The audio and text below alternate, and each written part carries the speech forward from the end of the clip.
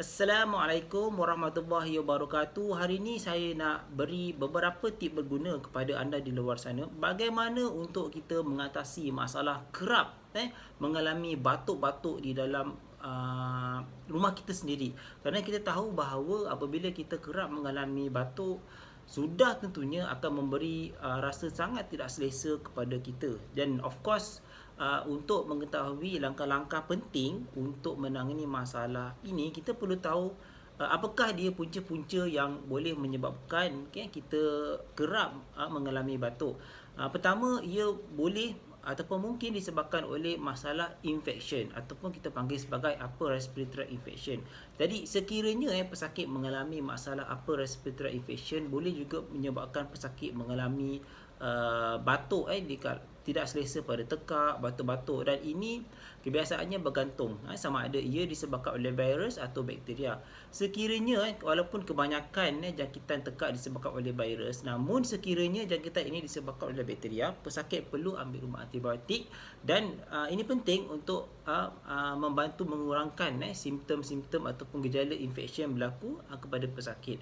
Kedua, masalah batuk juga kadang-kadang boleh disebabkan oleh tekak yang selalu tidak selesa, disebabkan oleh reflux ataupun kita panggil laryngopharyngeal reflux untuk pesakit-pesakit yang memang ada masalah gastrik, jadinya asid dalam perut itu naik ke bahagian atas mereka. Jadi kalau macam saya di klinik bakar ENT, apabila kita buat skop pada pesakit, kita akan nampaklah di bahagian laryngeal inlet nampak membengkak sedikit, merah sedikit, dan ini juga boleh menyebabkan rasa tidak selesa kepada pesakit, dan pesakit juga boleh mengalami masalah kerap batuk.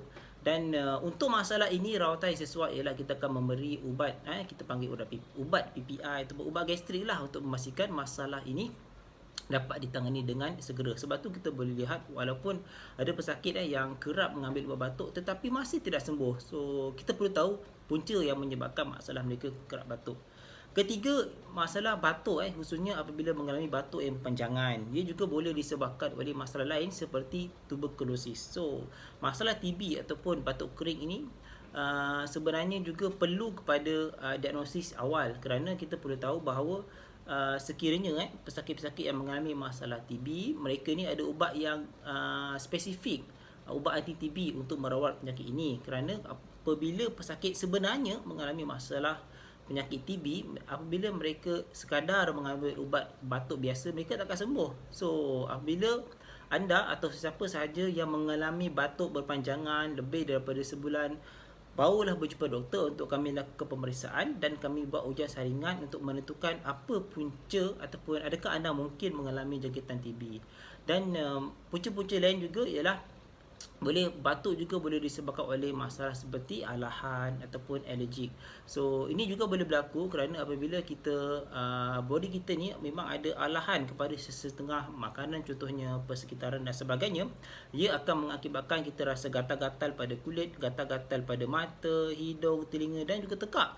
Dan ini juga akan menyebabkan irritation di bahagian tekak, dan seterusnya pesakit boleh mengalami batuk-batuk yang berpanjangan disebabkan oleh rasa tidak selesa di bahagian hidung. Dan ini juga boleh disebabkan oleh, kadang-kadang disebabkan oleh masalah yang berpunca daripada masalah hidung pesakit.